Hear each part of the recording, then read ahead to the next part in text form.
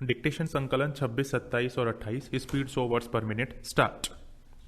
अध्यक्ष महोदय, मेरा अत्यंत महत्वपूर्ण प्रश्न यह है कि हमारे क्षेत्र में अनुसूचित जाति एवं अनुसूचित जनजाति के लोग निवास करते हैं विराम। यहाँ पर बिजली के तार टूटने, चोरी होने की घटनाएं बहुत होती हैं विराम, परंतु आज दिनांक तक इन घटनाओं को रोकने की व्यवस्था दुरुस्त नहीं की गई है विराम। इस संबंध में जनप्रतिनिधियों द्वारा सुचारू विद्युत व्यवस्था दुरुस्त करने के लिए अवगत कराया गया था विराम, किंतु विभाग द्वारा ध्यान नहीं दिया जा रहा है और न ही समुचित कार्यवाही की जा रही है विराम। इस अव्यवस्था के कारण अनुसूचित जाति, अनुसूचित जनजाति के लोग अंधेरे में रहने के लिए विवश और मजबूर हो रहे हैं विराम। अब ग्रामवासी विद्युत के अभाव में सिंचाई, पढ़ाई, पानी जैसी मूलभूत सुविधाओं से वंचित हो रहे हैं विराम।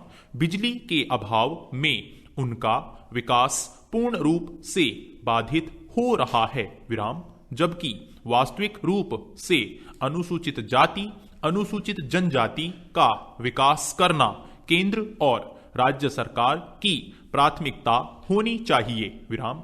ऊर्जा विभाग के प्रशासन को अपने कर्तव्य के प्रति सजग रहना चाहिए विराम।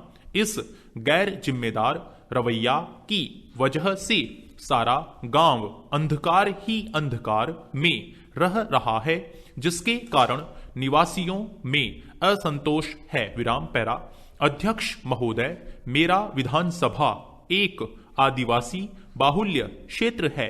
मुझे ज्ञात हुआ है कि भारत सरकार द्वारा प्रायोजित एक परियोजना के तहत यहाँ पर विद्युतीकरण संबंधी कार्य कराया गया था विराम।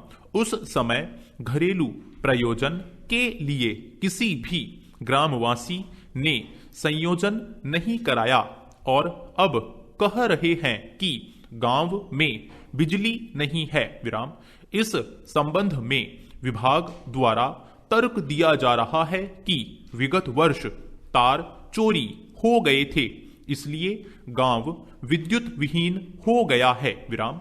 मांग के आधार पर गांव वासियों की परेशानी को देखते हुए मध्य प्रदेश विद्युत वितरण कंपनी द्वारा कैंप लगाया जाएगा, जिसमें एक बत्ती कनेक्शन आवेदन के आधार पर दिया जाएगा विराम। पैरा अतः इस ग्राम में पुनः विद्युतीकरण करने हेतु प्राकलन स्वीकृत किया गया है विराम। निश्चित समय सीमा में विद्युत प्रदाय करने के संबंध में आदेश जारी किए गए हैं विराम। कार्य शीघ्र पूर्ण कराए जाने के प्रयास किए जा रहे हैं विराम।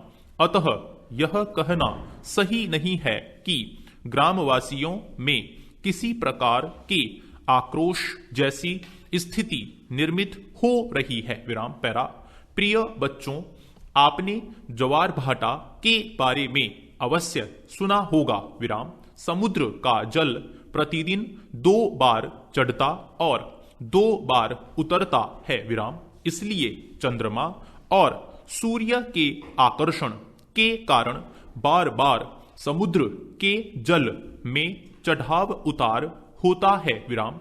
चंद्रमा आकर्षण में दूरत्व वर्ग के हिसाब से कमी होती है विराम।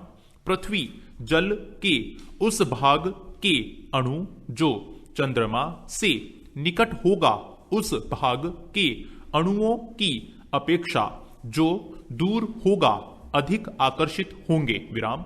चंद्रमा की अपेक्षा पृथ्वी से सूर्य की दूरी बहुत है, पर उसका पिंड चंद्रमा से बहुत ही बड़ा है विराम।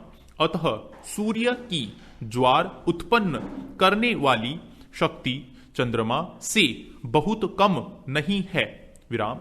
सूर्य की यह शक्ति चंद्रमा कभी कभी चंद्रमा की प्रतिकूल होती है, पर अमावस्या और पूर्णिमा के दिन दोनों की शक्तियां परस्पर अनुकूल कार्य करती है, अर्थात जिस अंश में एक ज्वार उत्पन्न करेगी उसी अंश में दूसरी भी ज्वार उत्पन्न करेगी विराम। इसी प्रकार जिस अंश में एक भाटा उत्पन्न करेगी दूसरी भी उसी में भाटा उत्पन्न करेगी विराम।